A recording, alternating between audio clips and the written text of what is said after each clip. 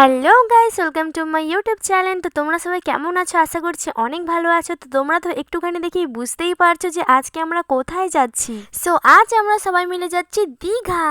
তো আমরা দীঘা যাচ্ছি প্রায় 8 বছর পরে। তো তার জন্য সবাই ভোর 4টার সময় উঠে লুচি আলুর দম টিফিন করে নিয়েছিল, কারণ দীঘা যেতে অনেক টাইম লেগে যাবে, সকালে কিছু খেতে হবে। আর সবাই ভোরে উঠে রান্না করছিল, আর আমি উঠছিলাম দীঘা যাওয়ার একটু আগে 5:30টার দিকে, তাই জন্য আমার জন্য সবাই লেট হয়ে গেছিল। কোথায় যাবো আমরা? আর আমি তো এত ভোরের আলো জন্মে দেখিনি, কারণ আমি তো 11টার সময় ওঠার মানুষ। আমার বাবা যেখানে যাবে ওষুধের পুটলি নিয়ে যাবে। আমার বাবা দুটো ওষুধ আনতে ভুলে গেছিল, তাই জন্য আমার বাবা এখানে খুঁজে খুঁজে অবস্থা খারাপ করে দিচ্ছে স্টেশনে। তারপর আমাদের ট্রেন চলে আসতে আমরা উঠে গেছিলাম ট্রেনে, আর ট্রেনে উঠে আমরা খাচ্ছিলাম লুচি আর আলুর দম। আমি এই ভিডিওটা বাড়িতে এসে এডিট করছি, আর আমার বাড়িতে এসে গলার অবস্থা খারাপ হয়ে গেছে দীঘা থেকে এসে, তাই জন্য আমার ভয়েসটা এরকম লাগছে। তো যাই হোক, আমরা আবার বাসুলিয়া স্টেশন থেকে তমলুক যাব, তারপরে তমলুক থেকে লোকাল ধরে যাবো একদম দীঘা। আর আমি লুচি হাতে ধরে নিয়ে আছি, কারণ আমি লুচি খাবো না, কারণ আমার মারাত্মক পরিমাণে ট্রেনে গাগুলো ছিল, তাই জন্য আমার বাবা লুচিটা নিয়ে আবার আমাকে ওষুধ দিয়েছিল। তো যাই হোক, আমার বাবা যে ওষুধপত্র নিয়ে যায় এটা কিন্তু অনেকটাই ভালো হয় আমার। সো গাইস, ফাইনালি আমরা উঠে গেছি দীঘা ট্রেনেতে। আর আমি তো এখানে শুধু ট্রেনের অ্যাপে দেখছি যে কখন আমরা নামবো আর আমার ট্রেনটা কত দূরে আছে।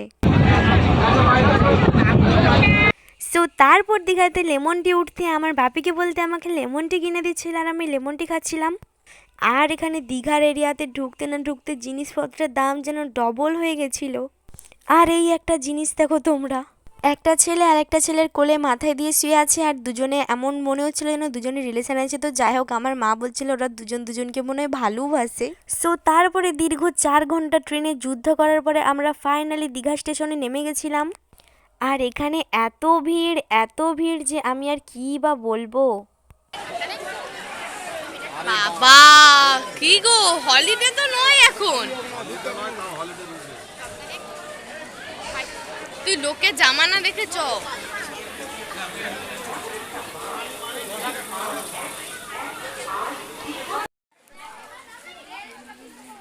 তো এই দেখো, দীঘার একদম স্টেশনের পাশেই হচ্ছে দীঘার জগন্নাথ মন্দির। তো জগন্নাথ মন্দিরে আমরা আজ বিকেলে যাব, সেই ব্লগটা আমার ইউটিউব চ্যানেলে দেখে নেবে, আমি পোস্ট করে দেবো। তারপর আমরা টোটোয় করে কমসে কম 3-4টা হোটেল ঘোরার পরে একটা হোটেলে গিয়েছিলাম। এখন যা হোটেলের দাম যে আর কি বলবো, সেইগুলো ভিডিওগুলো আমার নেওয়া হয়নি, তাই জন্য আমি আর দেখাতে পারলাম না। হোটেলে ঢুকে ব্যাগপত্র রেখে দিয়ে সবাই আবার গেছিলাম কিছু জামা কাপড় কেনাকাটার জন্য, কারণ আমরা সমুদ্রে চান করতে নামবো। আর ওখানে কেনাকাটার পরে এত খিদে পাচ্ছিল যে আমার কি বলবো, কারণ আমি সকাল থেকে লেমন টি ছাড়া আর কিছুই খাইনি। তারপরে শুনলাম এখানে সব লোকগুলো ডাকছে, আসো আসো এখানে খাও ওখানে খাও, তাই জন্য আমরা ঢুকে গেছিলাম একটা রেস্টুরেন্টে খাবো বলে। যদি আগে জানতাম যে এখানের খাবারগুলো এত খারাপ হবে তাহলে আমরা ঢুকতাম না এখানে। তো যাই হোক, এখানে আমরা সবাই ভেজ থালি নিয়েছিলাম, কারণ বিকেলবেলা জগন্নাথ মন্দিরে যাব, তাই কেউ আঁশ খাইনি।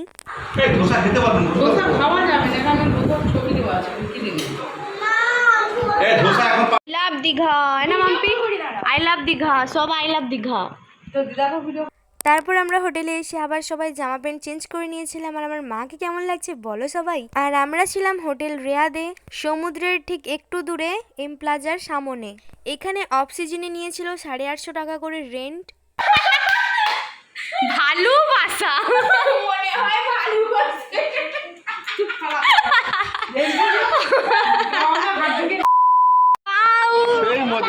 সেই মজা, কত ভিড় দীঘায়। তো ভাই জুতা মুতা জমা টমা দিয়ে চলে আসছি আমরা দীঘায় ও চান করতে। ও ভাই ভাই ভাই, দারুণ দারুণ, পুরো লোক ভর্তি। ও বাবা হাজে সে পাশে দেখুন না, দেখুন ভাই, দেখ এইখানে দেখছি, দেখে নাম হ্যাঁ হ্যাঁ বালির মধ্যে দেখে নাবো। তো এত বছর পরে সমুদ্রকে চোখের সামনে দেখে আমার তো খুশির কোনো ঠিক ছিল না। তো ওইখানটাতে পার হয়ে আমরা চলে এসেছিলাম সমুদ্রতে। আর এখানে মারাত্মক পরিমাণে ভিড় ছিল, মারাত্মক পরিমাণে। আর এখন বাজে 1:30টার মতো।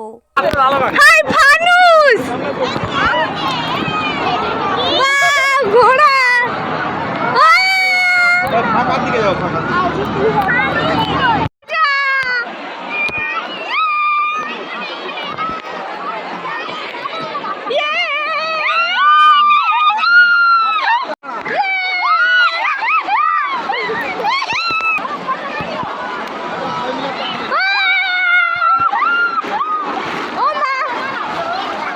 আমি যখন ছোট ছিলাম তখনও আমরা সবাই মিলে এই ফটোওয়ালাদেরকে দিয়ে ছবি তুলেছিলাম। আর আমার বাবা এইবারেও ছবি তুলিয়েছিল, হেভি ছবিগুলো এসেছিল। এই ছবিগুলোর দাম এক একটা ছোট ছোট হচ্ছে 30 টাকা করে আর বড়গুলো 50 টাকা করে। আমাদের অনেকগুলো ছবি তুলেছিল। ছবি তোলা চলছে। হাতে ফানুস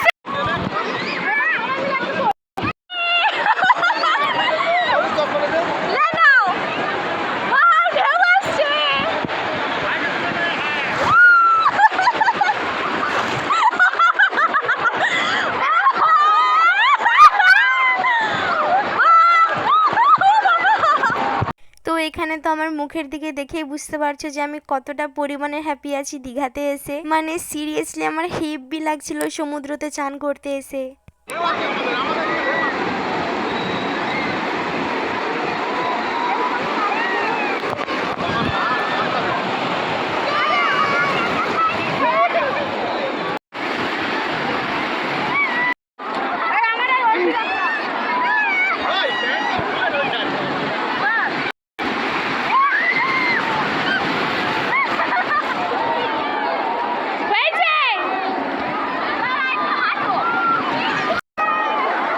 ধন্যবাদ।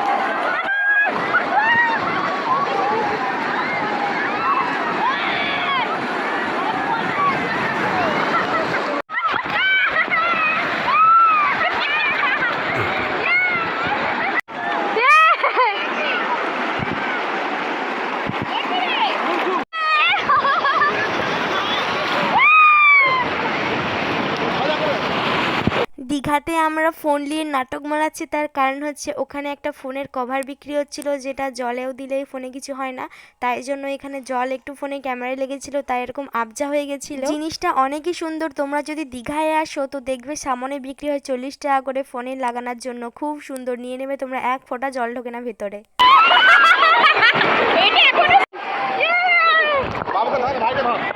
কোথায় স্টার পিস উড়নায়? উড়নায় স্টার পিস।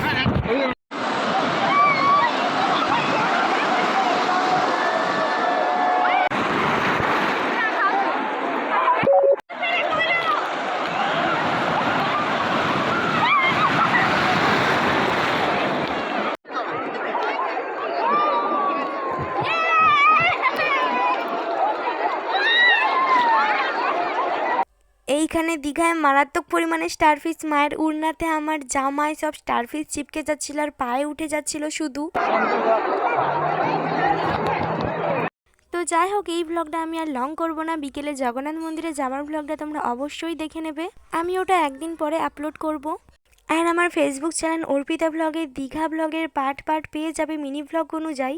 তো চলো আজকে ব্লগটা এতটাই। লাইক কমেন্ট শেয়ার করে সাবস্ক্রাইব করতে ভুলো না, পাশে বেল আইকনটা ক্লিক করে দিও। টাটা বাই বাই, নেক্সট ব্লগে আবার দেখা হচ্ছে।